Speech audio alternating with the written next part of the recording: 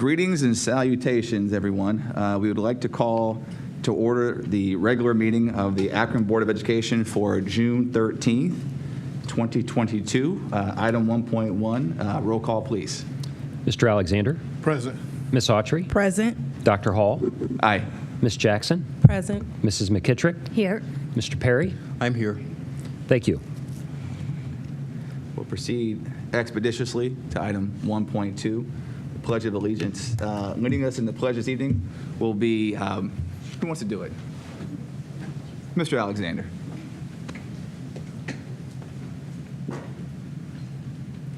I pledge allegiance To the flag of the United States and to the republic for which it stands, one nation, under God, indivisible, with liberty and justice for all.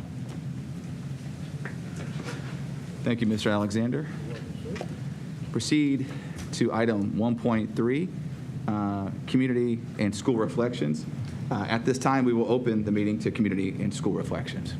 Ms. McKittrick, the floor is yours. Thank you, Vice President Hall. First, I'd like to say congratulations to all our graduates from Akron Public Schools, and also to the scholarship recipients at the NAACP luncheon last Sunday, a week ago Sunday, and also a thank you to Ms. Folk for the walkthrough at the new Garfield CLC. What a beautiful facility. Wait till you all see it. It's something to behold. Thank you. Roger that. Thank you, Ms. McKittrick. Other community and school reflections. Ms. Autry. Yes, thank you. I would also like to say congratulations to all of our graduates. I had the pleasure and honor of addressing AAA at graduation in North High School. I was really happy to hear at North High School. I know I heard at least 30 students going into nursing. So I'm so excited about them coming and help me out at Akron Children's. But again, congratulations to all of those graduates, Principal Pelota at AAA and Principal Sabetta at North. Thank you, Ms. Autry. Other requests to address the board? Ms. Jackson?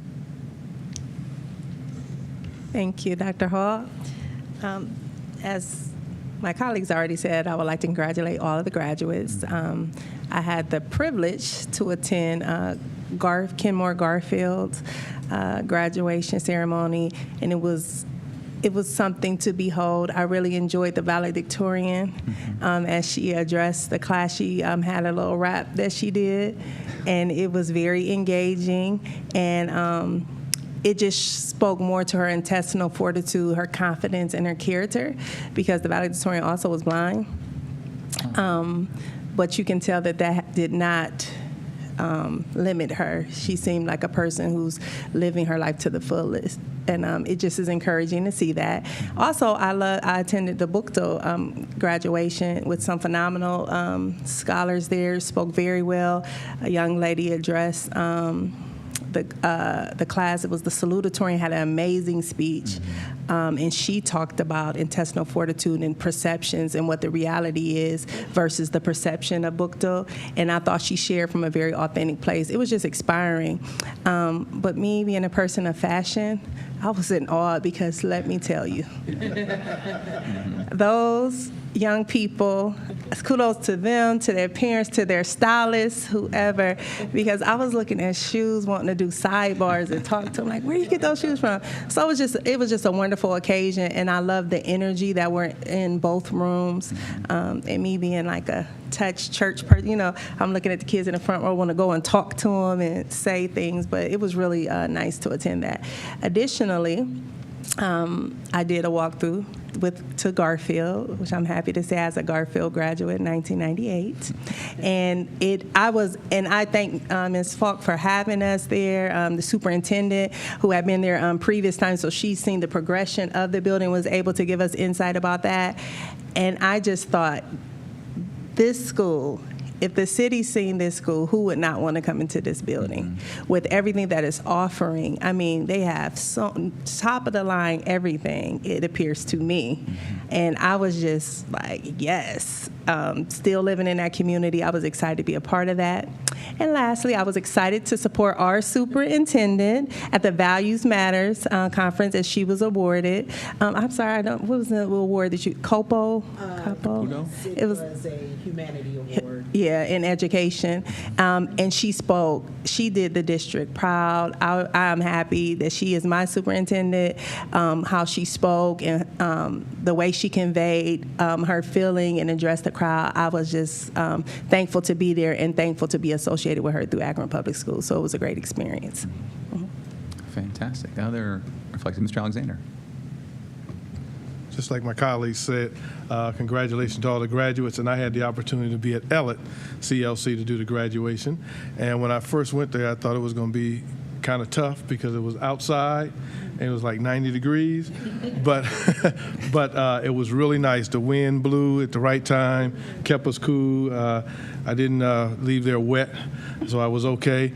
But the kids did a great job there. The staff did a good job. They were really expeditious in keeping things moving, so we were in and out of there pretty quick. So it was a nice graduation. I enjoyed, as always, seeing the kids come across the stage, get their diplomas, and be able to move forward in life. And also being able to give them just a few words of encouragement, because I always say it's not our night, it's their night. So I had few words to say. I told them I had 2.5, maybe 3 minutes, and I gave them 2 minutes, and that was it. So it was really nice, but I want to congratulate them as well as all the other graduates. Thank you.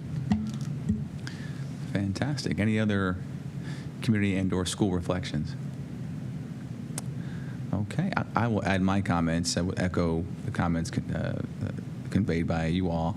Bookdale was a great deal of fun. I think I've done now probably 12, 14 graduations in the last couple of years, and I think the expression that you're looking for, Ms. Jackson, is the students had a lot of drip. They had a lot of drip. So I worked at it in my speech too, that I didn't know what that meant. When someone told me that, Dr. Hall, you got a lot of drip, I didn't know what that meant. I do now. I also know what bussin' means too. So I'm educated. So they had but yeah, it was a great time. And oftentimes when you give those speeches, the students at times, they're just kind of checked out waiting for you to get done talking so they can go be with their families, which is what it's really all about, them and their families. But the group at Bookdale, you were there, they engaged, they were rolling with me, so, and then they were ready for me to be done talking. So anyway, so I had a great time at Bookdale, and then also had a chance, obviously, you've all shared the experience at Garfield High School. Yeah, beautiful school. I'm so glad that we built it to serve 5,000 kids. I'm joking. That was a joke. You should see her face. She's like, anyway, but it's a beautiful school, and so definitely it won't surprise me if with that new building and those pathways over there that it's probably going to become a magnet for students both in the district and hopefully from outside as well. So those are my comments. Okay, we will move on to section 1. Oh yeah, please. Yeah. And there's a young lady also that graduated from Bookdale, and she spoke. I don't know if she may have been one of the officers for the class, but she said a prayer. She may be is anyone from Bookdale here? You go to Bookdale? I think she runs track. Now let me tell you about this young lady. Who was the real deal, Holyfield, because I sat next to her at Phi Alpha Fraternity Incorporated, had a scholarship luncheon this past weekend on Saturday, and she was also a recipient there. Very humble, very poised, just a whole sweet spirit. Not only did she get the standard award that they were given, but she also received an additional scholarship as an scholar and an athlete. And I just thought I'd highlight that as well, because it's great things happening within our community that's happening in the Bookdale cluster, in all our clusters, and the fact that I just was reminded of that Bookdale graduation. I remember because I appreciated that she prayed and said in Jesus' name. But So she was in the forefront of my mind. So then when I seen her there, I wanted to make sure that I highlighted her on today because some great things are happening with our young people in our communities. And although she is an athlete, people are taking pictures with her because I believe she may have broke some records or second in the state, yeah. So she's second in the state. So they were. So yeah. She's first. Yeah, First. the Bookdale team came in second in the state. Okay. And I'm remiss. I humbly beg the apologies of our Bookdale alum and grads in the room that we did not highlight the fact that the Bookdale Lady Griffins were number 2 in the state. Okay, yeah. And so, I think that's worth a round of applause as well. So. And so she represented your cluster and your alma mater very well. And so I just wanted to give her a shout out to her family and also to her Bookdale family, because clearly Bookdale is a family based off of that graduation I was in. You could tell that they had a sense of camaraderie with one another. So I'm done. Thank you. No, you're good. You're good. So I'm looking forward to welcoming the Bookdale Lady Griffins here for us to honor them. Whether that be this summer or when they're all back in school in the fall. So certainly worthwhile accomplishments for the Bookdale Lady Griffins. Okay. Are there any other last? Mr. Perry, please. So I guess I would be remiss if I didn't mention I was at Firestone's graduation. So unlike my colleague Bruce Alexander, our graduation was inside at Janice Knight Center. So it was very, very nice inside there. I think there was a record 327 graduates, I think there were. I mean, I never shook so many hands in 2 hours. I mean, they kept coming across the stage and just kept coming, and it was nice to see. They had drip as well. I commented on some of the shoes I saw from the young men and women. Great celebration, though. It was very nice to be there. Yeah, fantastic. Thank you, Mr. Perry. Appreciate it. Any other community and/or school reflections? Okay, so we will proceed to section 1.4. We have 4 requests to address the board. The first one we have here is, well, actually, before we call you up, let me make sure that I'm following the disclaimer that we need to have. So, as you approach the podium to address the board, just as a reminder, board bylaw 169.1 states that participants may not speak on matters related to formal complaints, grievances, specific students, personnel matters, and potential or pending legal matters. All participants will have a maximum of 3 minutes to address the board. So at this time, I'm going to call to the podium, which is right over here, Ms. Reina Gonzalez Holmes. Welcome. Thanks for having me here. You're going to make sure your mic is on. Thank you, Mr. Lawson. Thank you. Do I just start now? Start the 3 minutes? Mm-hmm. So I'm a parent of 2 students in Akron Public Schools, and I just had some suggestions regarding school safety. I did speak already with Mr. Dan Rambler, who is the head of student support and security, and conveyed these to him, but I did have ones that I wanted to highlight directly to you so you can see who I am. I am a parent, pretty concerned. The first suggestion that I have is to see if we can implement IDs for every student at the school, as well as staff and anybody that's a visitor that comes into the school. Strict enforcement of locked doors during school hours with just 1 entry, 1 exit, except in the case, of course, of an emergency, like a fire or any type of drill. Installment of panic buttons either throughout the school or at the main office, and let all the staff know about that. Permanent metal detectors or scanners. I know I was told that there are some things in progress waiting for a yes or a no, I believe from the federal government right now.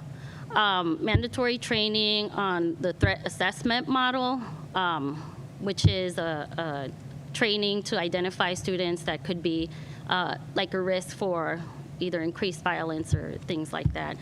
And the last one that I have, as a parent, as a daughter of a teacher, cousin of many teachers around here in the United States, is to please not arm teachers with firearms right now. I think that would increase the risk of hurt to students inside the school, and truly, I would think it would be a disrespect to the profession and to the preparations that teachers have. They're not there to play Wild Wild West. I they're there to be there for the students and to educate them for the future. Thank you. Thank you kindly for your words. The second guest that will address the board this evening is Ms. Kara O'Neill.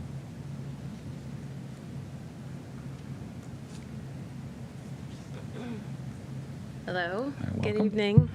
Thank you, Dr. Hall, for your time today, talking to me on the phone. I did appreciate the time that you took to clarify some questions that probably would have maybe run way over my 3 minutes. I'm talking today about the potential move of Miller South to the Kenmore building. As a Miller South parent and representative for the school, at this point, our biggest concern, not just from me, from other parents of Miller South students and teachers in the APS district, specifically from the North Cluster, is the busing issues that would increase enrollment to Miller South. Because Kenmore is such a large building, Miller South does not have the enrollment to totally fill those walls. Something that we had discussed, Dr. Hall, was the equity of the crown jewels, Miller South being one at the very top.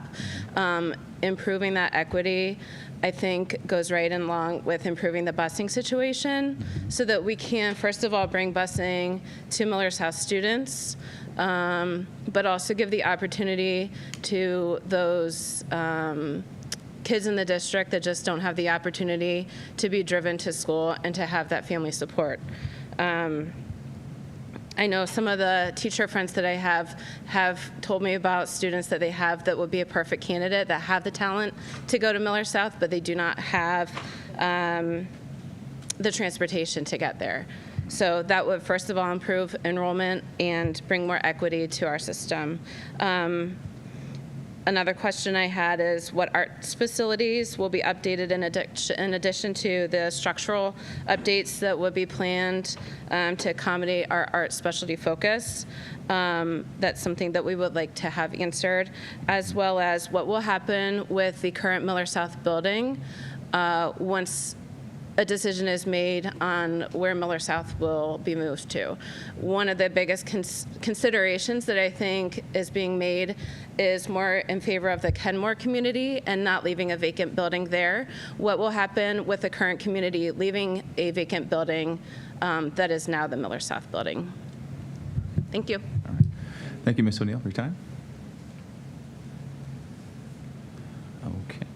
And our third person to address the board this evening is going to be Ms. Courtney Jones-Hunter. Please step to the podium.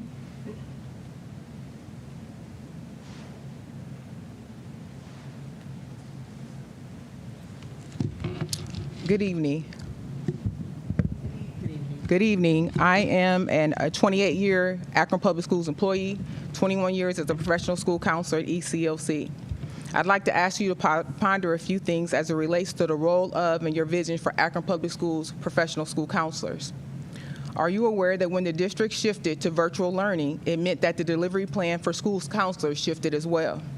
Imagine now having to assist students and families with acclimating to assessing their curriculum, teachers, and additional academic support electronically, while trying to build a rapport with students so that they would trust you enough to share concerns, challenges, and needs for support.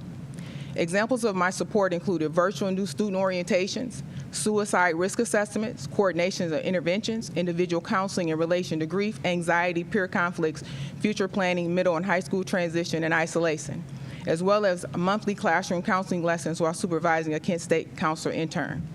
I was able to overcome the challenge of virtual counseling by intentionally adjusting my mode of delivery and strengthening my skills and knowledge. This was accomplished through daily collaboration with APS counselors, weekly scheduled middle school counselors meetings under the leadership of former program manager Yvonne Culver, by monthly collaboration with widow counselors and frequent check-ins with other community stakeholders. Today I ask you, what are you intentionally doing to support APS professional school counselors? Who from the leadership team is taking the time to personally ask us how we are and what we need to complete our jobs with fidelity? No one has asked me, so I'm going to tell you right now that I'm not okay. As you know, this school year, we have lost students to fires, car accidents, gun violence, murder, suicide, and other tragedies.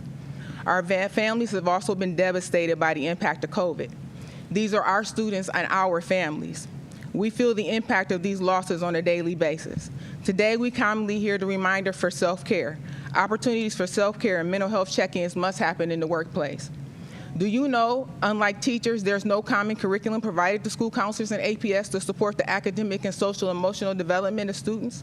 Secondly, did you know that although the district continues to upgrade our scheduling platform and database, school counselors are rarely asked for input or feedback regarding the usefulness of the platform, nor do we receive training on its usage. You may probably also be shocked to know that there are times we must hand schedule a new student in new classes, which is a tedious process. Why in 2022 don't we have a system in place that allows school counselors to spend less time scheduling and more time with a family discussing the needs of the student? Do you know there is not a common job description for Akron Public Schools counselors? Take the time to check out the very generic job description posted for the most recent school counselor position, and look at the AEA most recent master's agreement. Compare it to other job descriptions posted in the district: the teacher, the librarian, the school counselor, school psychologist, and even a newly created student success coach position. What does this say about the value you place on our role? Our students and families value us. Do you value us? If so, show us. School counselors are not even listed as a group for gathering data and feedback on most district surveys. The initial ESSER survey revealed the need for additional mental health support for our students, and you have decided to take a proactive approach. So why not start with intentionally impacting the role and responsibilities of school counselor and APS? As a highly educated, professionally certified professional school counselor, I humbly ask you to evaluate the roles, responsibilities, ongoing training, and resources provided to professional school counselors and APS, no matter where they are assigned to work. Establish consistent procedures and policies to equitably address the needs of students, because there are far too many situations that have to be interpreted on an individual basis. Finally, I challenge you to set a precedent by aligning our role with the American School Counselors Association standards so that APS students can receive the mental health support they need and deserve from professional school counselors employed by Akron Public Schools. Thank you. Thank you very much, Ms. Jones-Hunter. Okay. Our next request to address the board is Mr. Eric Fletcher.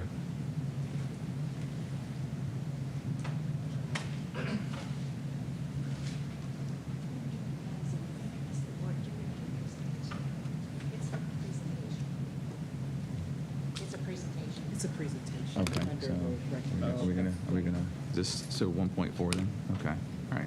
So let's proceed to section 2.1 under recognitions, the OSU Young Scholars Program. And again, we have Mr. Eric Fletcher, who's going to do their presentation. Annual update. And an annual update. Mr. Fletcher, it's all yours.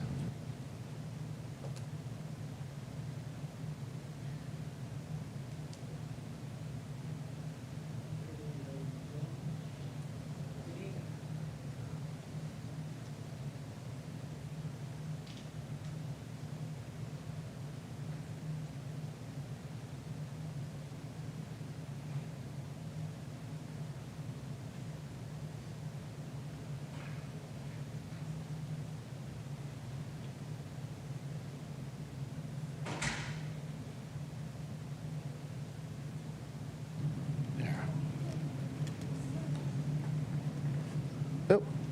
Should be good. Good evening, ladies and gentlemen. Mr. Fletcher, do you have slides? Do you have slides? I do not. I'm not doing slides. Okay, No. all right, so make sure. Okay. I'm gonna keep it up to under 8 minutes, so these kids can get out of here. You see, they're ready to go out and enjoy the sunshine. So I'm going to keep it brief, but I just wanted to thank the board members for allowing me to come in front of you, as well as Superintendent. To all of my community partners, colleagues, individuals, my counselors back there, thank you too for always working with me. Ms. Culver, thank you for always staying on top of our students and our teachers and making sure that we get the students that we need to be in our program. So I bring the greetings on behalf of Dr. James Moore III, the Vice Provost for the Office of Diversity and Inclusion and Chief Diversity Officer at The Ohio State University. On behalf of the Office of Diversity and Inclusion, the Young Scholars Program, my name is Eric Fletcher. I have the pleasure of serving as the Program Coordinator for the Young Scholars Program here in the city of Akron. This year, we like to celebrate 80 young scholars who are across the state of Ohio who have graduated, will be transitioning from high school to college. we have 8 students, sorry I only have 4 here today, but we have 8 students from the city of Akron that will be transitioning from high school to Ohio State to further their education. I would like to thank you all.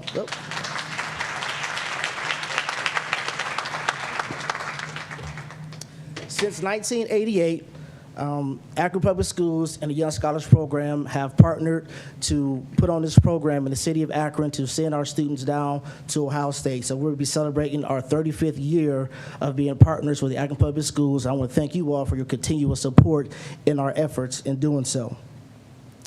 The scholars we have here come from APS. We have graduates of Bookto High School, Akron Early College, as well as East High School that will be completing our program and heading off to Ohio State. This year, Ohio State has awarded more than $5.2 million in scholarship monies to the Young Scholars Program over the next 4 years. The Akron Young Scholars Program will be awarded $474,164 over the 4 years of education. That's the 8 students that we have here before you, minus 4.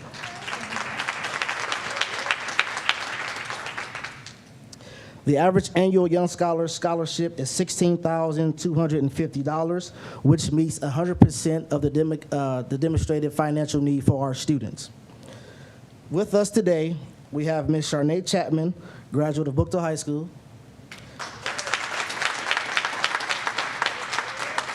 She'll be going on to study architecture at Ohio State. We also have Ms. Anaris Gould, graduate of Bookto High School. She'll be headed off to study major in sports industry. We also have Cynthia Rivera-Peralta, a graduate of Bookto High School, salutatorian. Her major is undecided, but I know she'll do some fantastic things. Also here with us, we have Miss Ariana Swain, graduate of Bookto High School. She'll be looking to major in theater.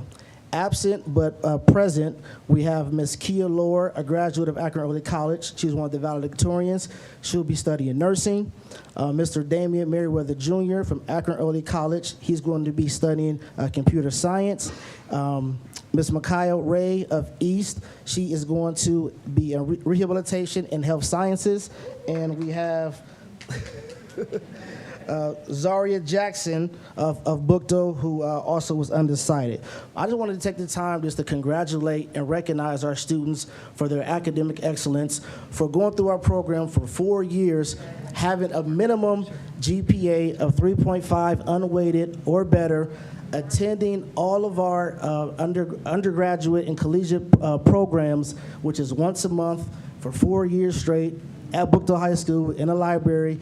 And also, we had to adjust to the virtual setting, so these students had to do a summer program for a week long from 8 a.m. to like 4 p.m.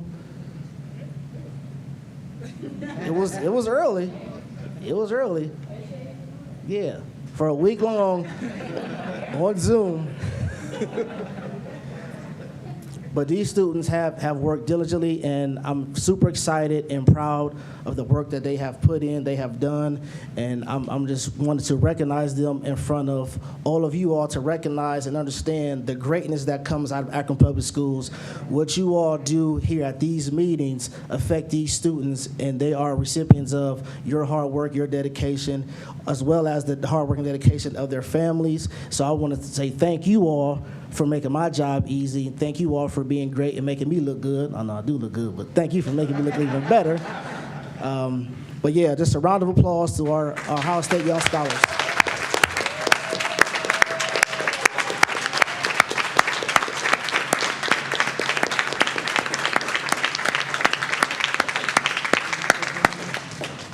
Okay, we're going to do a picture.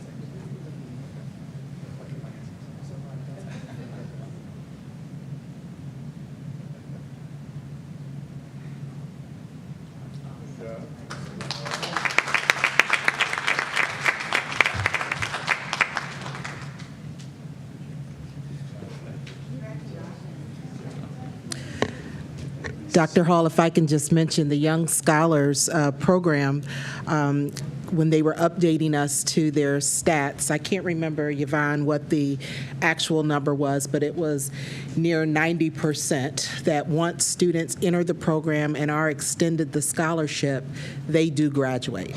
And so they have a very high completion rate, so we're also really pleased about that fact as well. Thank you so much. So before we go to section 3.1, it might be prudent to pause here. Are there folks who may want to, or do we need folks for that? So anybody that would like to move on, or you can stay for the rest of the board meeting, but again, I know that sometimes, I think Mr. Fletcher, you mentioned that your kids were ready to go. So this would be very dramatic pause in the action. So if folks want to, go get some ice cream, hang out, think of me while you're doing it. I'd love to be getting some ice cream right now. Thank you. All right. Thank you so much. Thank you again. All right. Congratulations. Okay, the rest of you are going to ride with us to the very end. Okay, so, fantastic. Thank you for staying. Okay, so next we move on to section 3.1, communications. Madam Superintendent. Sure. We are going to take a moment during this section as well. We'd like to highlight one of our very promising programs. And so I'm going to be turning it over, I believe, to Mrs. Denise Ward. Yes.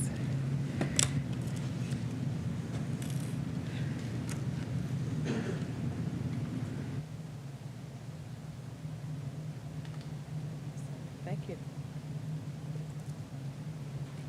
So I think everyone knows who I am. I can give a quick introduction.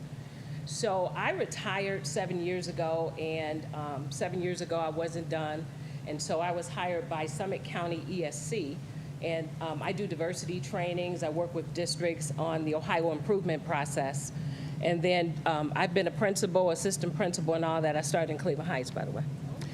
And in June of 2020, Dan and Val asked me if I would facilitate conversations between our SROs and our students. And I said, Val, that's kind of not diversity, right? She said, oh, it is. We just want you to come and facilitate. So I was happy to do it, but of course I was so surprised that the majority of the year we would be virtual.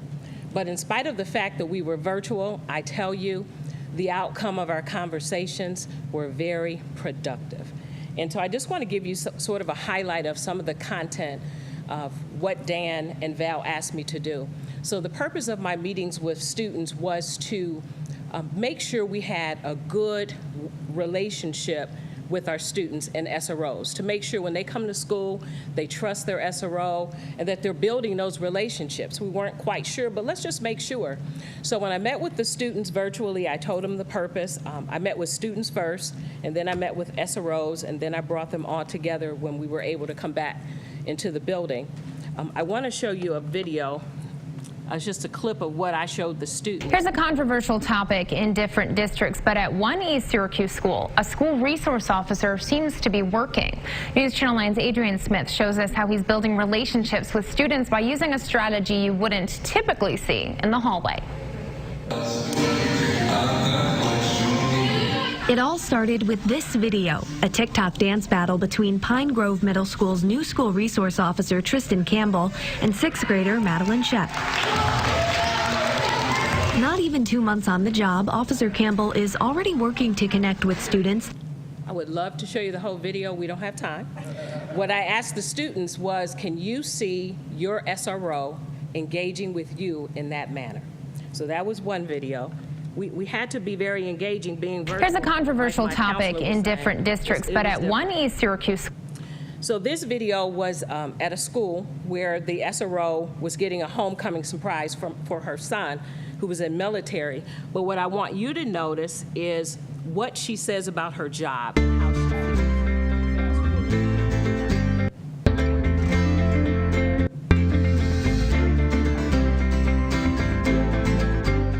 I started with the Atlanta Police Department back in '98, really young, and I retired in 2018. So when I retired, I decided, I retired to come to the schools to work because I wanted to work with kids.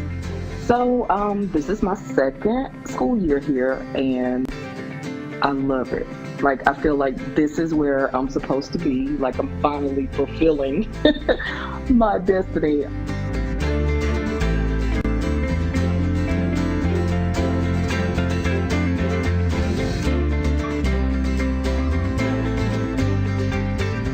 I have boys. I always wanted daughters, but now I have a bunch of them now. I love it. I love it. I love the staff members, and I like that I'm making a difference. I can feel that I'm making a difference here in the community and with the kids, and I love it. So I asked our students, what would your SRO officer say about you? Do they feel that way? Do they love their jobs? Do they love coming to school? And then I shared 2 articles with them via Padlet because we were virtual. And so I asked the students to give their reflections on a Padlet.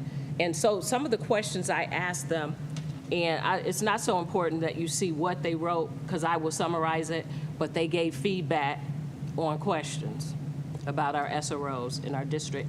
And this was just like the first couple of sessions, but some of the questions I asked them, they read 2 articles. One article was telling us about a SRO who was retiring, and what did the students and staff have to say about that? The students and staff said, oh, this is a missing piece. The SRO is leaving us. So I asked the students, what would you think if your SRO officer resigned, retired, or was reassigned? And then I asked them, do you have the same trust in your SROs that this TPS school district had? And then I finally asked, do you believe that we are building relationships with our SROs? So I'm going to summarize our students' responses in the essence of time. So I will say this, it depends on which school you're at. So you might ask which school. So make sure I don't forget. I was in Ellett, Bookdale, North, Firestone, did I say Bookdale, Northeast, and Kenmore Garfield. So those were the 6 high schools where I facilitated the conversations. So once we started out virtual and we had our conversations, I said to the students, now give me feedback. If the SRO officer was in that building for 4 or more years, the relationship was there. But if the officer was not, because they were changed a lot, and I will tell you, I was impressed that most of the officers were not changed. The reason they were changed is if there was a leave of absence and someone had to leave. So I would say kudos to Sergeant Sandor for making sure we had that continuity within our officers. But like I said, when it wasn't, we don't have the same officer, we didn't have those relationships. So if I had to give recommendations after meeting for 2 years with various students in our high schools, here are my recommendations. Continue to assign officers who want to be SROs. Totally, I could walk into a building and they're just sitting there talking to the SRO. I'm like, why am I here? They're already having those conversations. And then there were sometimes I would walk in and you might see this. And you could tell they don't kind of want to be there. But for the most part, the SROs want to be there. So, and then I would say longevity matters. As much as possible, have the officers assigned for at least 4 years because it really made a difference. I also met with staff, not as much as with students. Dan and Val wanted me to find out, do our staff really understand the roles and responsibilities of our SROs? And I would say yes. The only issue that came up, I actually gave them a quiz. It was virtual too, but I gave them a quiz on the roles and responsibilities of the SROs. Now, both the SROs and the staff would tell you the only time they really ran into issues with staff was new staff or substitutes. So my recommendation would be to discuss the roles and responsibilities of our SROs when? During new teacher hire and during our substitute orientation. And I would say continue the conversation. When I walk in now, they're already having the conversation, so I would suggest that we continue the conversation. SROs, their recommendations would be, they want to do things with the students outside of school during the summer. So you see listed basketball camp, fitness camp, safety town. Now, I love the next 2 because it's happening in our schools, but not in every school. They are suggesting that we have freshman orientation. It doesn't happen in every building. If the principal wants it, it happens. And I would just suggest, can we have it happen in every high school, not just based on what the principal wants? There is a class where, during a health class, it's only one high school, where the SRO comes in to every 9th grade health class to talk about roles and responsibilities. But there again, it depends on if the health teacher wants it, if the principal wants it. Why can't we say this is going to happen in all of our high schools? I think that would really make a difference. So those recommendations come from SROs. But I want to tell you the most important recommendations come from who? Our students. So the students said, we want to have more competitions with our SRO. You know how we have basketball games and the staff plays against the staff? Staff play against students. They said, why can't our SROs come and play with us? Why do you always got to be standing on the wall? So they want them to be more involved. They want more opportunities to talk to SROs. And I would just say kudos to the principals. They found the time to make it happen. I would send an email. They would call me back or email me back. They made sure it happened.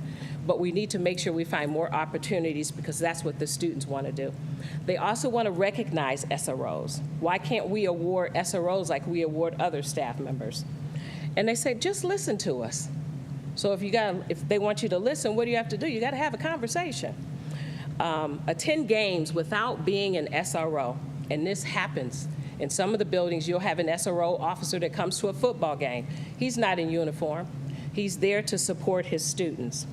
And kids are asking for an assembly with the SRO at the beginning of the school year. Kids are asking for that. So those are recommendations from students. And so I would say, let's really listen to what our kids are saying. Now, school's out. I was supposed to have 2 students come with me tonight, and they were going to give their reflections on how they feel about their SROs. I will try to sum up what these 2 students were going to say. I was amazed, so I'm just going to call it out. Officer Coop, he's at Ellen. The one girl said, Miss Ward, Officer Coop, he is everything. Let me tell you, Miss Ward, I would not have made it this far without Officer Coop. She said, I got a rough home life, Miss Ward, but Officer Coop has been there for me. Now, there's something we have in Akron where a teacher gets nominated for the, she said, I don't want to nominate, I want to nominate Coop. And so that relationship, and she's been with him for 3 years, and it was so authentic. So if she were here, that's what she would say. At Kenmore Garfield, Officer Burtis, the one young lady, she got me. She said, he's like my dad. I never had a dad, but when I come to school, I got a dad. He is there for me. She said, Miss Ward, I had it rough. I'm a senior, and I'm graduating. Why? Because of Officer Burtis. I'm like, woo! So that's what the kids are saying. The relationship that the kids have with the SROs, it's in the buildings where the officer wants to be there, has been there for a while, and I would say continue the conversations. And I just will tell you, this has nothing to do with the SRO conversation. So I was at Bookdale, and my kids told me, my Bookdale kids, Miss Ward, the perception is this about us, this about us. And they were just talking, had nothing to do with SROs. They just want to talk. The kids just want to talk. So I got off, when we finished, I was having a meeting with my friend in Hudson. We were doing a virtual meeting, and I'm just in tears. She says, what's wrong, what's wrong? I miss my kids. I'm telling her how much I miss kids. I love your kids. I love your kids. And I told Dan and Val, can I just go and not do the SRO stuff? Oh, you could go anytime. So we go and have lunch. It's my first time working with the kids in Akron. I love them. I love them, and I miss being a teacher and working with kids. So thank you for that opportunity. Dan, thank you for trusting me enough with your kids to facilitate the conversations. I think I'm supposed, are there any questions? And Dan is going to probably answer them. If there are any questions that you might have. Any questions? Any questions? Ms. Autry. Thank you so much for this. I really appreciate all of this. This is really near and dear to my heart. So I really appreciate the recommendations. I guess I'm curious, and not to be a Debbie Downer, but I'm curious as to what some of the students felt were, I guess, challenges, where they felt like they could maybe have better support. With the SROs? Yes. Okay. So I just be very transparent. There were a couple of buildings where kids said, when you come in the building, the SRO just stand at the door and they don't greet you. So I said to the kids, do you greet the SRO? Well, he didn't want to talk to us. I said, hold on. Have you ever said good morning? No, because he doesn't want to say good morning. And they're saying this right with the SRO officers there. And so we start having that conversation. So it wasn't all rosy. And so, but when I went back and they began to have the conversations, it was very good. Another situation was where the kids had, and still probably do, stereotype the police officers. And so one young lady raised her hand. She said, I don't care what you say, police officers are all bad. So we talked about what does it mean to stereotype someone. And we talked about it, and the young lady said, I want to be a police officer, but, and when I left, I'm on my way out the door, this young lady is sitting there talking with the SRO. That's what you want, is that conversation. So there were some situations or conversations that we had that were very, very tough, but what did we do? We continued to talk, and that's what we have to do. Thank you. Sure. Any other questions or comments? Okay. Thank you, Ms. Ward. We also want to just thank you for the way in which you embraced this assignment, because I'm sure that your enthusiasm also added to the success of us being able to have those conversations with our students. So thank you. Well, I also want to say I'm also looking forward to seeing a video of you dancing, like a dance-off. So, thank you kindly. Thank you kindly. All right. Now we move to section 4.1, the approval of the previous meeting minutes. Is there a motion to approve the minutes from the regular board meeting of Monday, May 23rd, 2022? I so move. Okay. Second. Okay. The motion has been moved and properly seconded. Any discussion? Okay, none? All right. Roll call, please, Mr. Middleton. Mr. Alexander? Yes. Ms. Autry? Yes. Mr. Perry? Yes. Dr. Hall? Aye. Ms. Jackson? Yes. Mrs. McKittrick? Yes. Thank you. Okay, we'll turn it to section 5, personnel recommendations. Madam Superintendent. Sure. Good evening to board members and to our community. I am going to be recommending the approval of the personnel recommendations presented in categories 5 through 16. In doing so, I'd like to point out a few things to you.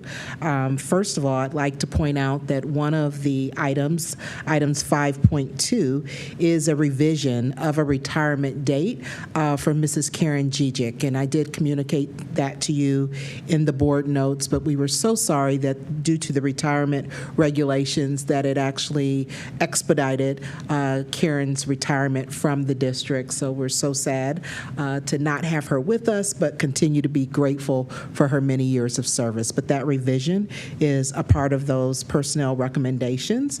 Also, within the personnel recommendations is a reclassification of an administrator, because one of our administrators, Marcy Ebright, is stepping into a new role. And so Marcy is here this evening, so I would like for her to stand where she is, but she is going to be assuming the role of Director of College and Career Academies.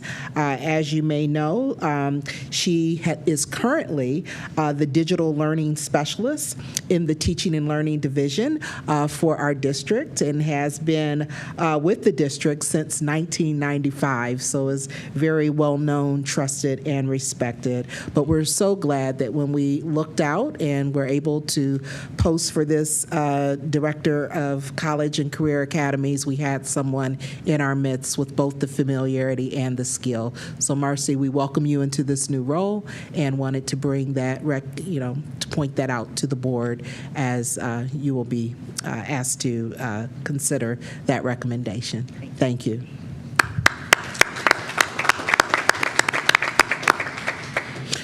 Also, on a very sad note, we are also amongst the personnel recommendations acknowledging the passing of one of our beloved staff members, Mr. Joseph Armacida, thank you. Sorry about that. He passed away unexpectedly on May 28th. He was an APS alumni, graduating from Garfield High School. He spent most of his career in the tire mold industry, but started his second career here, joining APS custodial team back in 2015, where he has been a faithful custodial worker at Firestone CLC, even most recently since 2019. So he's a name I know that you would note, and so we just want to continue to express our condolences and point that out. With those things highlighted for you, I do wish to recommend the approval of the personnel recommendations in categories 5 through 16. Thank you, Madam Superintendent. Is there a motion? So moved. Second. Okay. The motion has been moved and properly seconded. Any discussion? Okay, roll call, please, Mr. Pendleton. Ms. Autry? Yes. Mr. Perry? Yes. Dr. Hall? Aye. Ms. Jackson? Yes. Mrs. McKittrick? Yes. Mr. Alexander? Yes. Thank you. Okay, we proceed to Section 19, Finance and Capital Management. Madam Superintendent. So I would like to recommend the approval of the resolutions and motions presented in Category 22. They are in proper format, and I move for their approval. Is there a motion to approve the consent agenda? So moved. Second. Okay, we have a first and a second.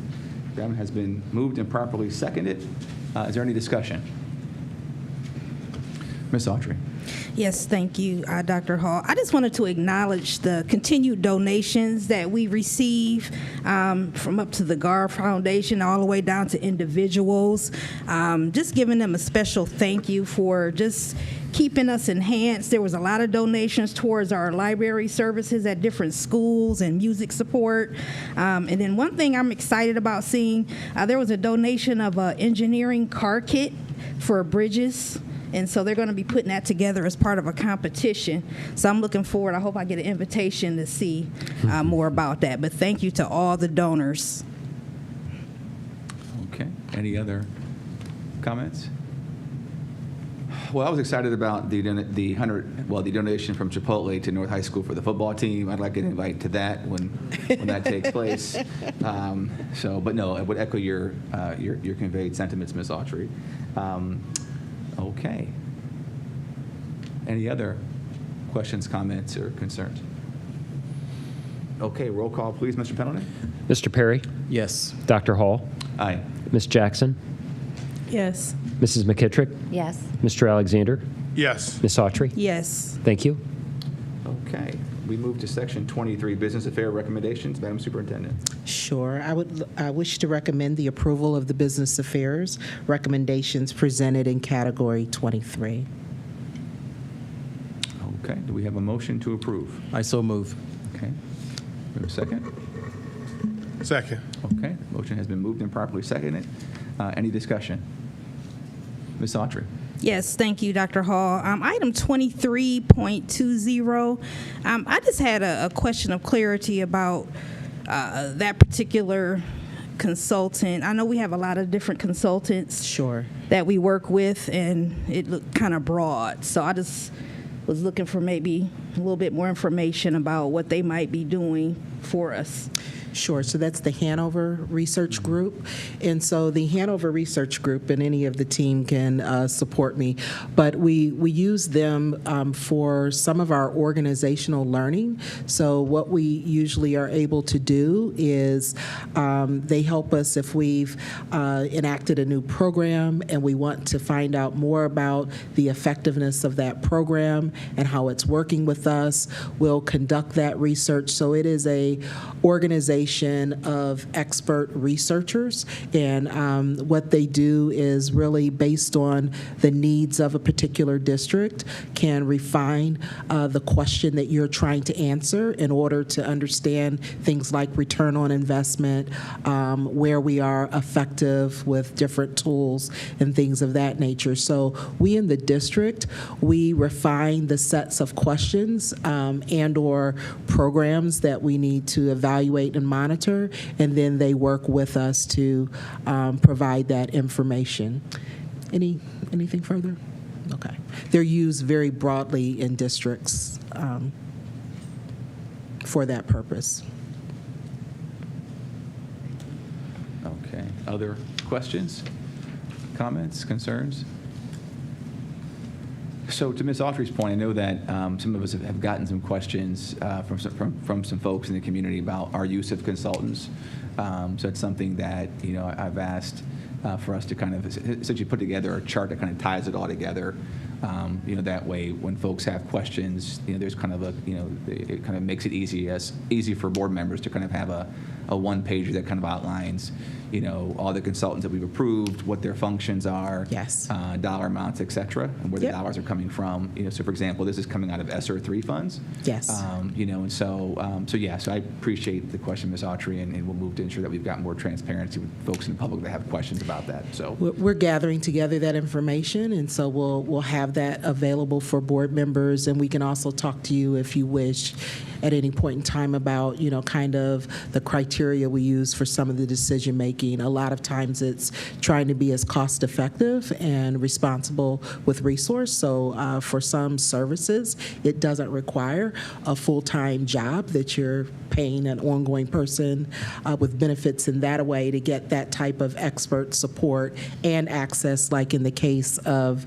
Hanover, we also have access to their library of research. So not only do we get the benefit of their response to what we ask and our responses in that regard, but we can see what anyone else has done and learn from the research and best practice findings from other districts as well.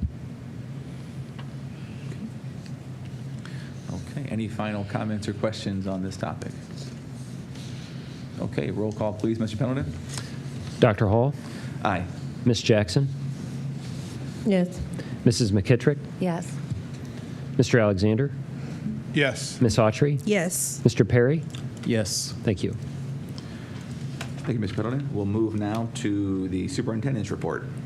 Sure. I have two brief announcements, and then I want to share a short presentation regarding ESSER. So we'll start off as we have most of the year, but this will be our concluding presentation on our Be Kind 330. And so as you see on the screen, the school that is being highlighted today is Cyberling. And so Ms. Desmond, her class created a poster for the cafeteria at Cyberling CLC. You can see some of the students sitting in front of that poster in the photo on the left-hand side of the screen. The poster reads, "Be the light in someone else's day." They invited students at that school to be the light for others by giving compliments to one another. Post-it notes were provided so students could add examples of compliments that could be used for those that needed some suggestions. We appreciate their spreading kindness throughout the cafeteria and throughout the Cyberling school community. If you look closely, you'll notice the smiles on the faces of others in the cafeteria, just reminding us constantly that kindness matters. It is something that is infectious. And Cyberling wanted you to see that, so they did share that so that they also could be highlighted. So we're very pleased. And while we won't be continuing through the summer to report out because our students aren't in the schools, we're still getting through the apps and social media feeds them sharing pictures of what they're doing throughout the summer. And I will say that students are thinking about how it is they can help their neighbors, their families, and really support each other. So we're tickled already just to see how kindness continues to be on the top of mind for students throughout the Akron Public School System. So that is one. I also just wanted to take a moment to acknowledge we have had instances in the last coming weeks, that, as we did throughout the school year, where we did lose some of our students that attend our schools.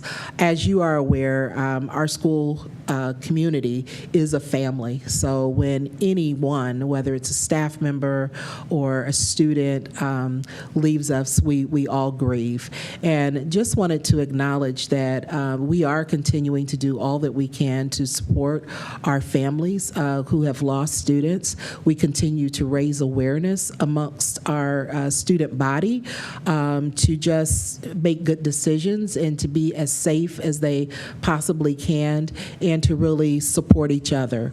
One of the ways that we believe that we could do our part to still stay in close proximity to our students is encouraging them to get involved in our summer programming. We do have a wide array, and through our ESSER investments, things of that nature, we've been able to even expand the numbers of opportunities that are available for our students throughout this summer. And we just want to continue to do all we can to encourage students to get productively engaged in ways that, it might be something just for fun or even to strengthen their academic skills.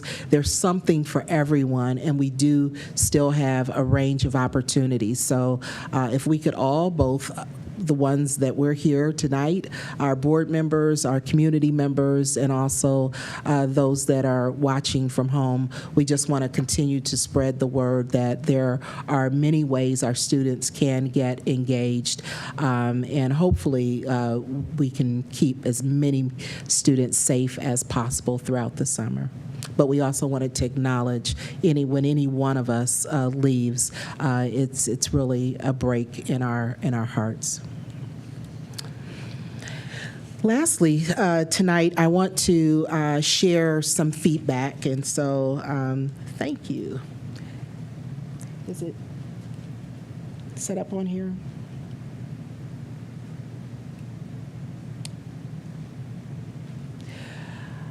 If you'll cut that off for 1 minute. I don't think the presentation,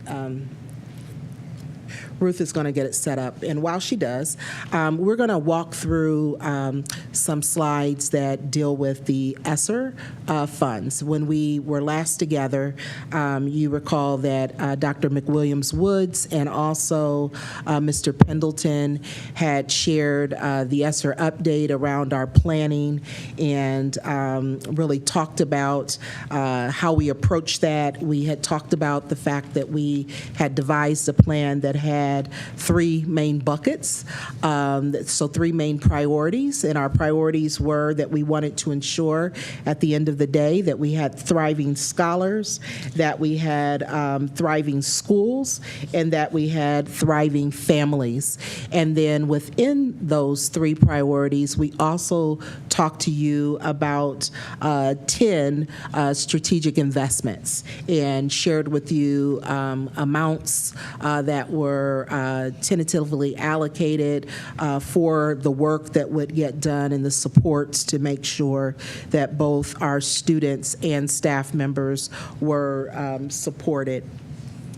Are we here? Okay, excellent.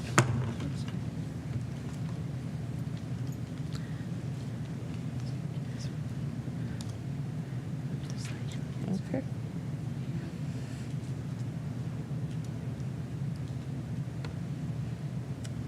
Slideshow.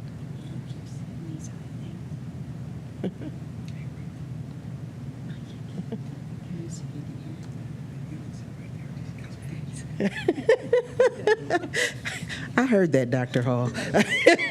Dr. Hall invited Ruth to stay here just in case we couldn't handle advancing the slides. So thank you, sir. So we're going to quickly do a couple of things. We're going to review again the ESSER plan feedback that we received from staff, because when we met last, one of the things that the board encouraged and that we wanted to do as well is to really loop back again, post that presentation to just make sure we got more feedback from staff. And so we want to then share what we've learned, how we are moving forward, and what's happening now to just keep you continuously in the loop about how ESSER funds are being used. Just as a reminder that the goals of the strategic ESSER investments, both for Akron schools, but also for any schools that receive these funds, is to prioritize the ability to address students' social and mental health needs and their academic achievement, to accelerate student learning, and to provide, in our case, for expanded college and career opportunities given the framework that we have instituted here in our district. Again, we set up our plan based on 3 primary priorities to ensure that there were thriving students at the end of the day, thriving schools, and thriving families. Again, we seek to come back in a post-pandemic way even stronger than before. And if anyone still wants to, wants to recall what that plan was we presented to you, we have the QR codes, and when we post this after this meeting, we'll have the links available so everyone can follow along if they're looking for more information about what are those priorities and then what are the 10 strategic investments. Those QR codes will constantly refer you back to the plans that were presented at the May 23rd board meeting.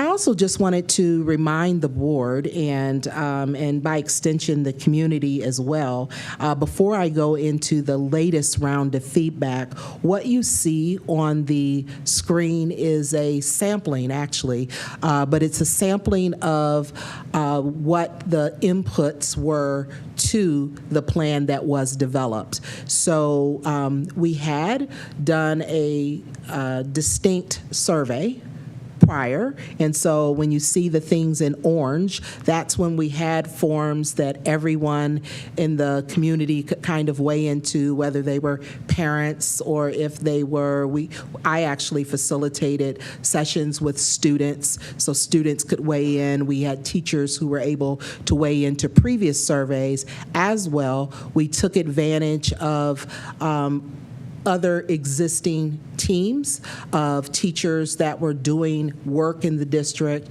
to constantly elicit feedback from them around what were the priorities and what needed to be included in our plan. So the feedback gathered continues, but just wanted to continue to remind you of what the feedback was. Since the last board meeting and since our committing that we were going to go back and do even more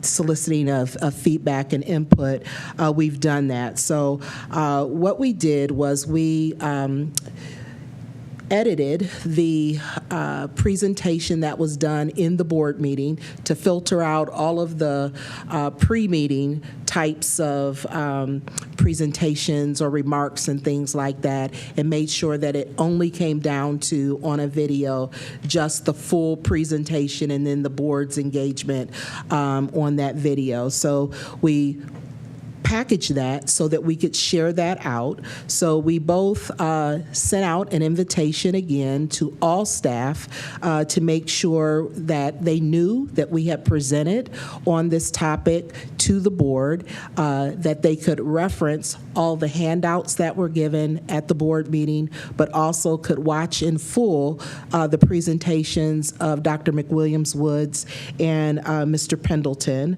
And then we invited them after that to then weigh in again. So we put an additional survey out, and we're going to go through some of those results today. In addition to that, we also offered the opportunity to do drop-in focus group sessions where persons could come in person and dialogue about the the plans that are underway and provide feedback. So the first of 3 of those sessions was held last week, and we still have several others coming up. We also did update the website related to all of the information to make sure that the current information was available to stakeholders. So what did we learn? We want to make sure that we learned a few things. So we're going to talk about the survey itself, but we also learned, because there was a place where persons could provide just open remarks, we learned that we needed to better communicate what mental health offerings we have available to staff already.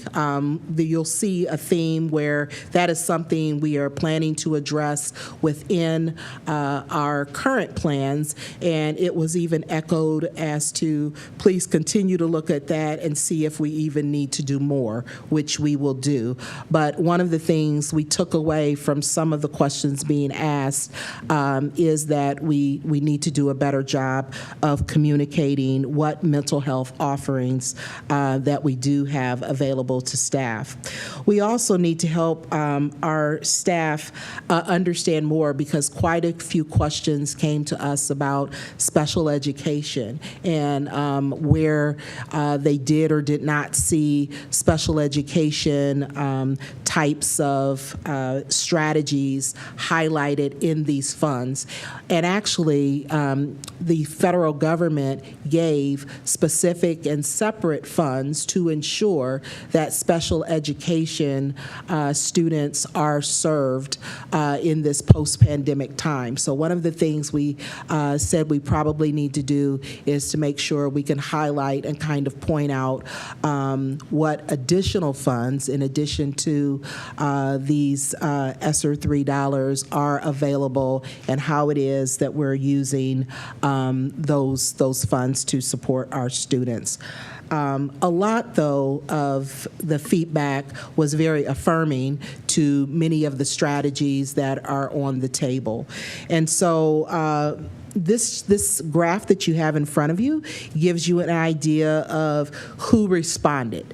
And so you'll see that of the respondents, there were 470 responses thus far, because this survey is still open, so there is the ability for folks to continue to weigh in. So this is preliminary data, but we thus far have 470 responses in total, and from the variety of persons. This was open to everyone in our district. Predominantly, though, we have teachers most represented in the data. So to be even more specific, there are, of that 470 responses, 396 of those are educators, teachers, those other roles that educate, touch the lives of our students. But that really is a small percentage of the numbers of teachers that operate in our district. I should also mention that in addition to sending out the additional survey, in addition to the focus group opportunity, we did also dedicate a portion of every building's closeout meeting.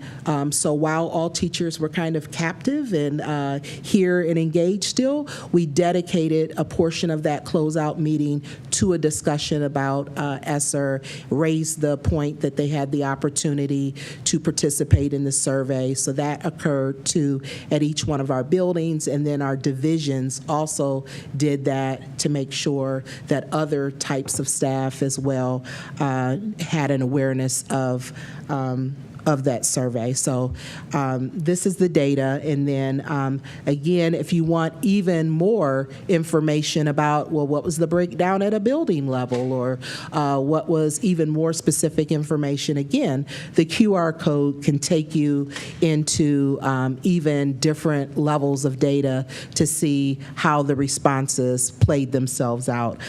We did find that even when you go to a building level, I bet, there's probably some buildings that did fill it out right there in their staff meetings, because we happen to have even one particular building where everybody said the exact same thing. So, we're anticipating, but we accept all feedback and appreciate that, and have nonetheless begun to analyze that type of information. But that information is available to you as well using the QR code. So the preliminary results, one of the questions asked is, of the 10 strategic investments, which do you believe will most help us meet our goal of to emerge even stronger from the pandemic? And you can see by far the efforts, the initiatives that we have under the scholar achievement area are ones that when persons were kind of prioritizing the ones that they felt like, of those who responded so far, you can see the darker green lines show which of those strategic investment areas got more enthusiasm and confidence in terms of their ability to help us emerge even stronger post the pandemic to meet our goals. We also then asked them to even narrow it further. What is one area you are most excited about, to just see of all that we have planned, where is the priority falling out from the range of persons who answered that question? And again, our area of scholar achievement and learning experience continues to be an area that was most pronounced by the majority of the respondents, and things of that nature. And then you can cut that data, and we hope at the time we analyze it even further, we'll have more responses, but we can cut that and see what did teachers say differently than the few administrators that responded, what did they say, but we have the ability to do that as well. We also asked the question about what might be missing in the ESSER plan, missing or not as emphasized as you know, the other things that are listed. One of the things that, so there were several emerging themes from the feedback we've gotten so far. So some of the things identified were compensation for staff and bonuses, safety, topics, buildings, dealing with facilities themselves and the state of facilities, technology, students and staff mental health was listed there. So that's an example of something that persons cared a lot about, but it also tells us we need to do even more work, because if we look at the plan as it was recommended, you know, there's quite a bit in the plan thus far that deals with student and staff mental health, but to me, that just says that's something that could be prioritized and pronounced even more. There was quite the array of programs listed, so things that people wrote in about expanding IB programs, electives, especially electives at the middle school level, credit recovery programs, post-secondary supports, behavioral supports, and so on and so on. But there were quite a few that persons wrote in and or identified in that particular area. So how are we moving forward? As we, continue to gather feedback. And so, as you recall, so this graph is just a reminder of the paper we unpacked on the 23rd with you and that you have seen. So again, the QR code will take you there, but it reminds you again of the strategy, examples of the types of activities and or programs that can be expected, and then the type of allocation, how we thought about the resources as it related to those things within our ESSER planning. But as we move forward, we will continue to engage families and staff. We will continue to revise as we move forward based on feedback, based on our data. We will soon have a round of data that's coming in that can really lead us to even better understanding of how it is we can can accelerate learning and support our students as they continue to recover. We will continue to follow the guidelines because with ESSER 3, it's not unrestricted. So we do have to continue to follow guidelines, use our supports at the state and also federal level. We will continue to evaluate programming because we really want to invest in things that work and that are going to help us get better results and to truly strengthen us and our students to be stronger than before. And then we will continue to work on the ESSER website itself because we want to maintain throughout our planning process while we have these resources a transparency of funds because we will be held accountable, as will all districts, for what it is we did with those resources. So what's happening now in using the ESSER 3 funds? Because while we are planning, there are some commitments in progress. And so one of the big bets that is a part of our ability to ensure thriving scholars is really our summer experience again. So 43 of our summer programs kicked off right away, and many actually ended June 10th. So we had some that were more after school and already in progress. But as of today, 127 programs are up and running. So we are serving kids across our city in inventors camps and in many different programs. So the summer experience is off and running. I don't know if we can really hear this video. I will, for those of you, once you go into the presentation itself, it's okay. We will let you hear it. It is cute. We actually found it on the on social media because it is a student who has now taken the learning from his summer experience home and is demonstrating that to his family. And you hear the mom wowed and thank you, Akron Public Schools. The programming is making a difference. It is a big bet. We want our students to enter in the fall engaged, excited, engaged, having had learning continued, and ready to even dig in deeper. Other things that are happening now with the ESSER 3 funds, at the middle level, we have school leadership training, we have environmental boot camps, credentialing that's occurring with our students. Much of what you'll see with our programs is usually experiential, inquiry-oriented. We want our kids, our scholars thinking, actively engaged, again, so that they are ready to learn.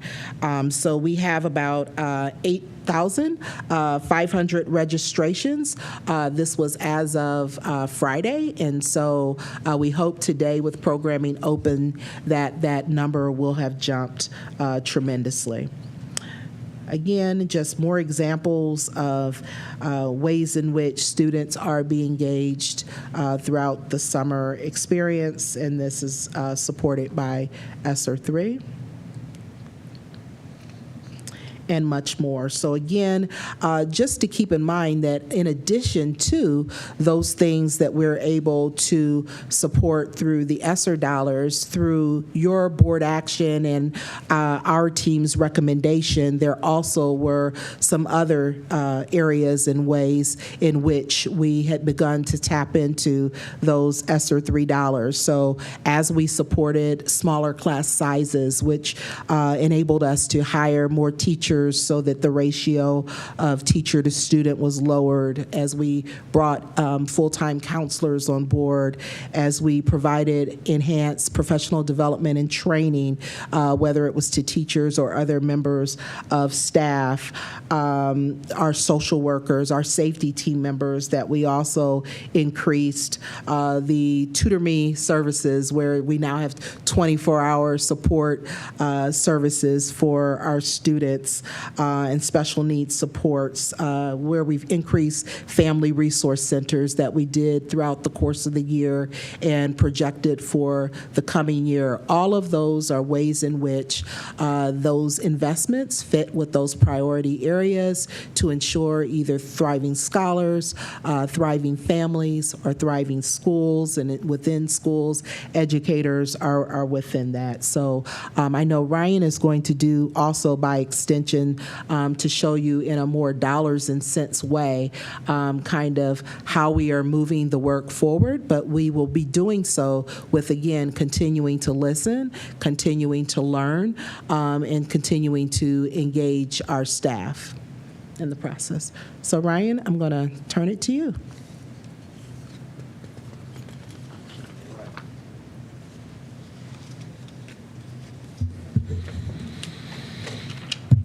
Thank you. I'll do a financial partnership to the superintendent's presentation.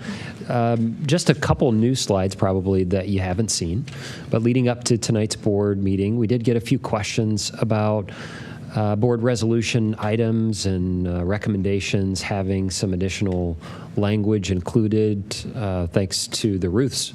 We went back through all the board recommendations in the agenda and added clarity about ESSER funding. The vast majority of recommendations you're going to see from here on out are going to be ESSER 3. And I think one board member asked if it was Fund 507, so thank you to those who are looking at our accounting codes. I appreciate that. But we'll put it, for more transparency purposes, we'll include that right in the board resolution. We'll spell it out. We'll talk about new or recurring, so we are clarifying that. And we've got our Do Now, Build Toward in our financial update. This should be familiar. Just a quick recap on ESSER 1 and ESSER 2. Our major investments were responsive, right? They're responsive to remote learning, expanded learning opportunities, and school safety. What the superintendent just covered was the outline in the past few board meetings that we're now starting to invest in the following areas about the build toward.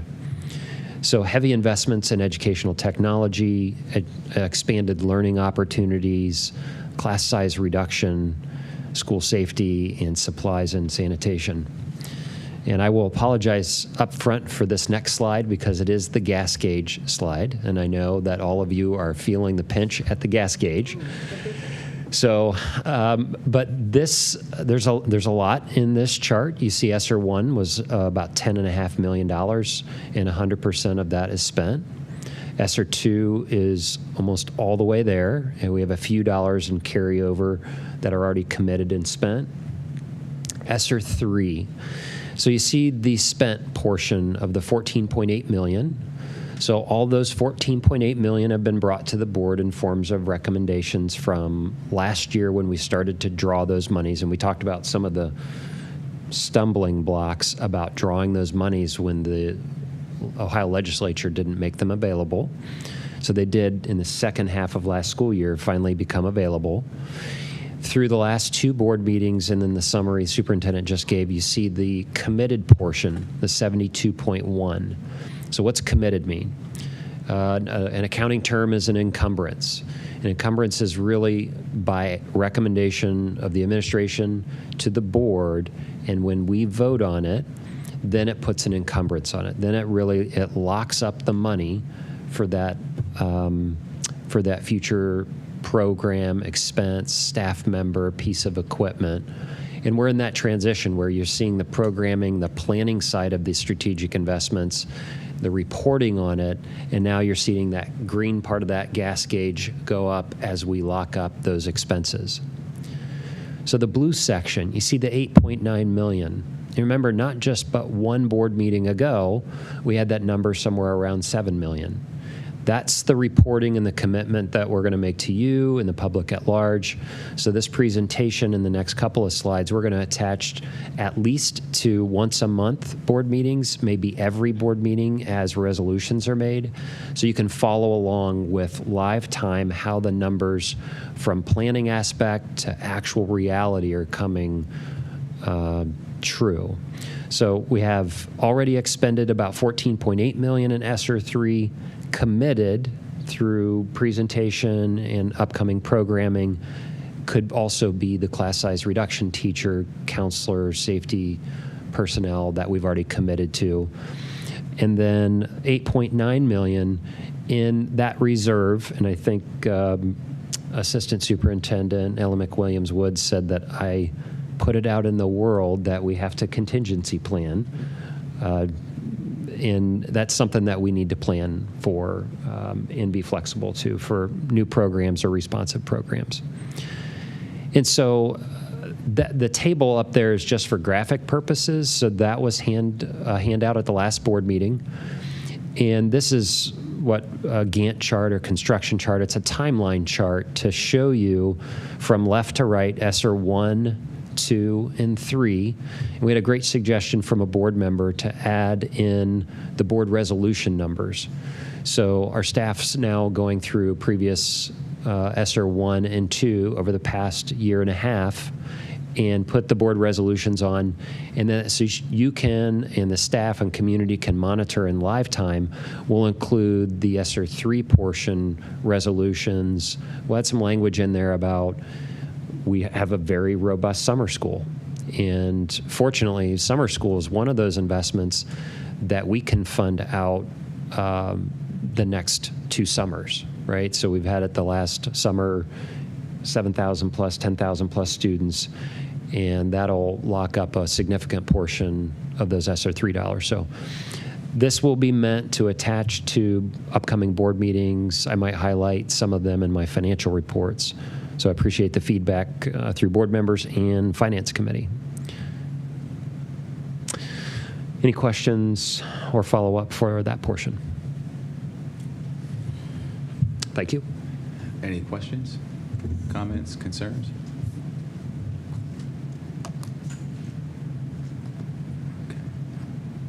Okay, well then I will ask my questions then.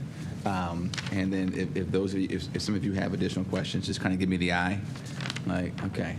So the first question I had, and I think it goes back to Ms. Fowler-Mack's portion of the presentation.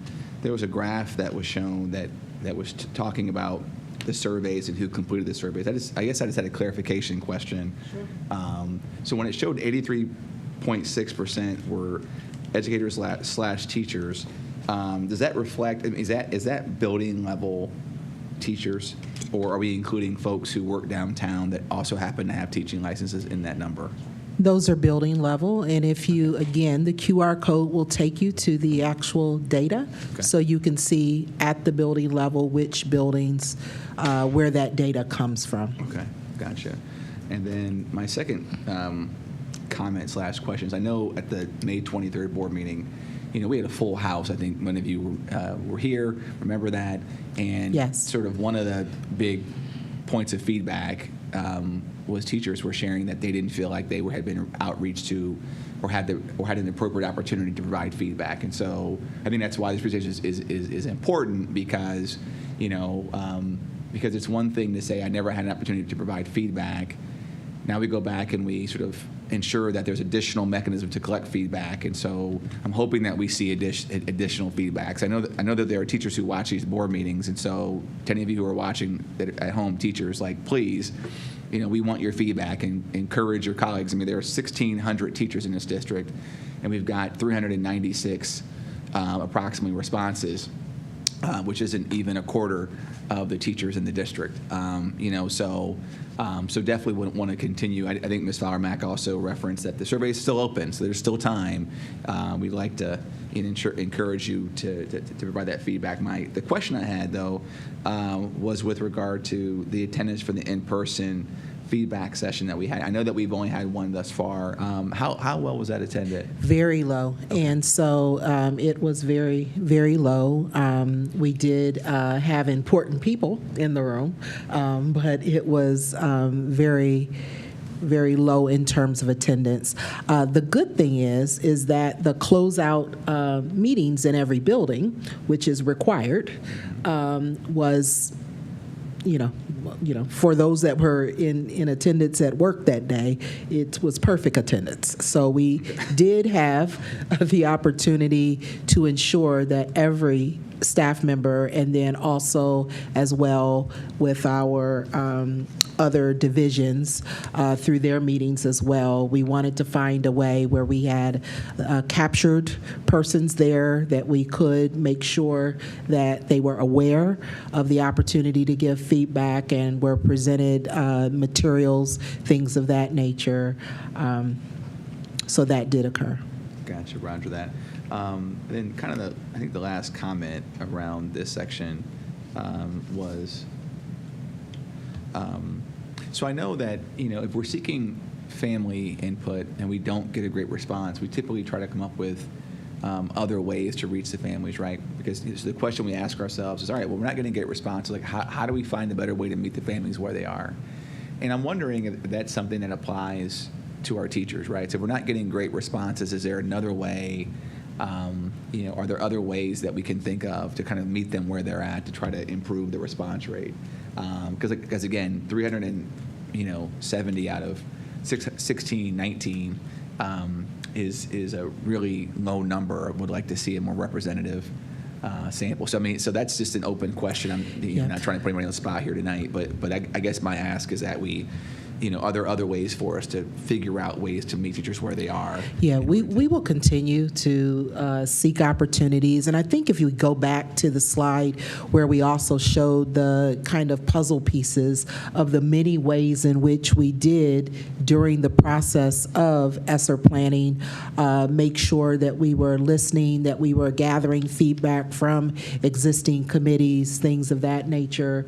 So we weren't depending on solely the physical survey that was given out even earlier in the year as the only way to know kind of what should be prioritized. It really was taking every opportunity to pay attention to what the needs were, to pay attention to what primarily our data is saying, to align with our current work, because I think as we look at our plan, there's not much that's surprising because it fits with the current work underway in the district, but looks at ways to really deepen that. There is a more pronounced investment in mental health, social emotional support, both for students and for adults, that align with the trauma that we know students and families and staff experienced during the pandemic.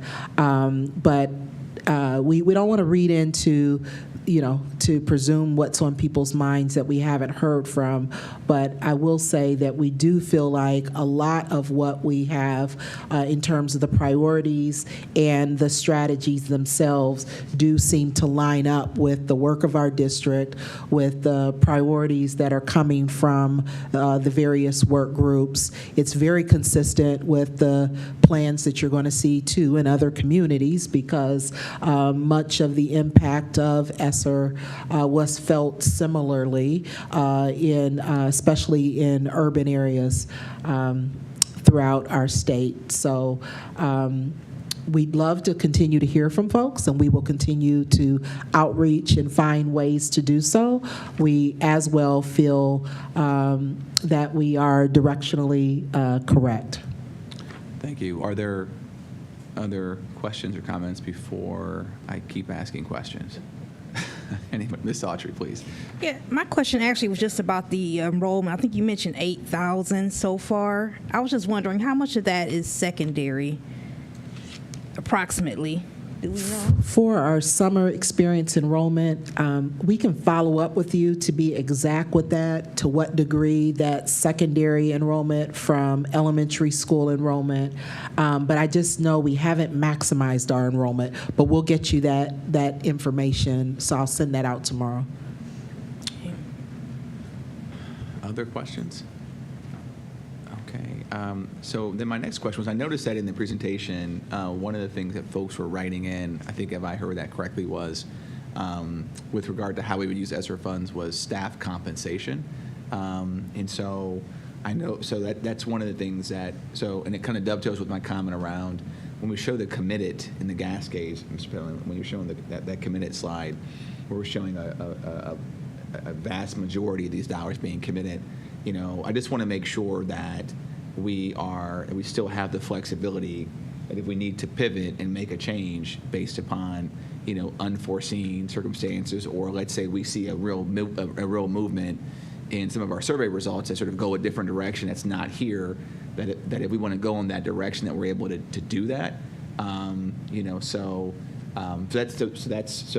I guess my question that's embedded in there is, when we're talking about committed dollars, Mr.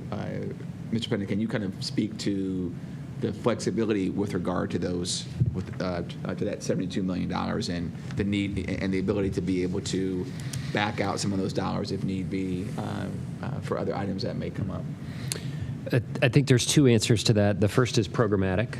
So programmatic is ultimately what's driving the almost $2 million. So the programmatic side, obviously, academics should lead those conversations. As you can see, the 8.9 and the pivot part of that is, yes, we know that there may be future demands on the organization that could be included of operations, could be technology. Sorry, you asked, could be another virtual learning environment. So, but we do need to plan for certain things. The 72.1 really is grounded, though, in those 9 strategic initiatives. And I think more along the lines of what you're getting at, those graphics there will show what's already committed in a little bit more detail. It'll show, our class size reduction teachers through the remaining 2 years. It will show our supplies and materials related to outside contracts. I'm looking at Deb Falk, and I think that's a 7-figure contract to clean and sanitize buildings. So there's some of those that'll add additional detail in those two charts. So hopefully that answers your question. Yeah. So let me be, I guess, more granular in that in the approach on this one. So we're talking about the $72.1 million that's here. I guess what I'm really getting at is ballpark, right? So I'm not looking for an exact number, but ballpark. What percentage of those dollars could we recommit if we had to, in the event of a catastrophic and/or unforeseen circumstance or event? And I guess that dovetails with that. So we talked about there's a substantial part of those dollars that are going to fund summer school for the next 2 summers, right? Those are, if I'm not mistaken, those are dollars that can also come onto the general fund as well. Is that a correct statement, or am I reading that incorrectly? The answer to your first question is I don't know the ballpark. I'd have to go back through and say what's committed in terms of actual resolution that we've already passed, okay, and then what's yet to be implemented in terms of programs. There is an answer to that question. I just don't know. Okay. The simple answer is yes. General fund can assume expenses, but it's also, I think you and I have talked about that, that's also the pot of money that is the essential student-teacher relationship that we have to protect at all costs. Mm-hmm. And those are the funds that are listed on the 5-year forecast. Those are the funds that we lean to, need to be consistent on, because we have to look out the next 3 to 5 years. Do we need operating levy? Do we need a capital planning levy? Those kind of things. So they certainly qualify for general fund. That's a technical, definite qualify. Hopefully the unforeseen circumstances stay clear of general fund so that we can sustain the operation, plan for it, levy for it when appropriate. Okay. Thank you, Mr. Pendleton. Thank you. Are there other questions or comments? Okay. Then we will move on to the President's report. I prepared a 12-page treatise I'd like to read. That was a joke. Thank you. Ms. Folk laughed. She was by the way, she was the first person to laugh, so thank you for that. This is a tough crowd some nights, so thank you for laughing. Okay. I have no report. We will move to the Treasurer's report. Mr. Pendleton. You received my report. Received your report. Thank you, sir. We'll go to committee reports, legal contracts, and board policy committee. We have no report, but we are meeting this Thursday, the 16th at 5 p.m. Okay, next we'll go to Finance and Capital Management Committee. We have no report this time. Okay, all right. And then we'll go to the Popcorn Committee, Instructional Policy and Student Achievement Committee. I'm sure there's a report from that committee. Okay, Ms. McKittrick. There's most definitely a report. A couple of things. First, I'd like to remind you all to check out the links on your agendas for a couple of things. But to highlight one thing, our Stay in the Game, our partnership has been renewed with the Cleveland Browns Foundation for the 22-23 academic year. And that is a way to help incentivize kids whose attendance need to improve, but also to reward the kids who have continued good attendance. And then we also have an update from our Family Resource Centers, and Mr. Perry's going to take that one. And the update on that is that the Ohio Justice Bus will be in the parking lot of Helen Arnold CLC this coming Wednesday from 2 to 6. You can actually get more information about the Ohio Justice Bus at ohiojusticebus.org or at social media at Ohio Justice Bus. That Ohio Justice Bus does provide free legal representation to people who need advice about family law issues, about adoption and kinship care. So it's a very noble event, and they'll be there this Wednesday from 2 to 6 in Helen Arnold CLC.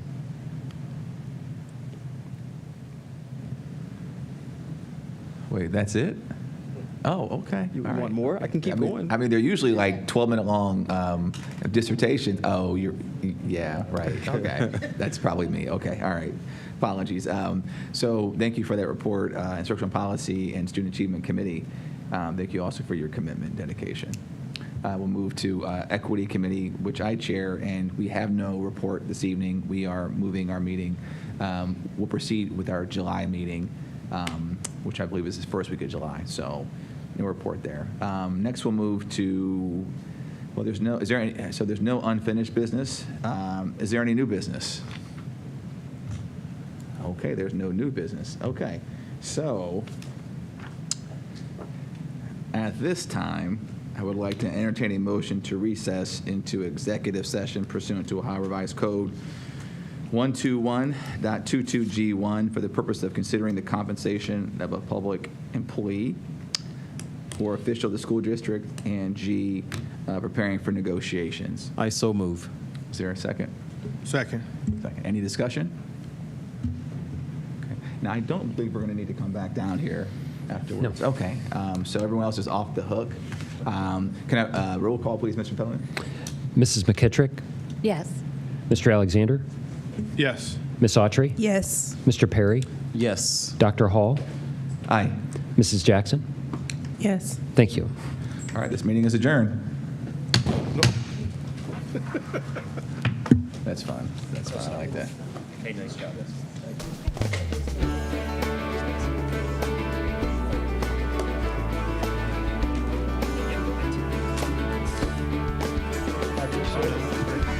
He's a good coach, man.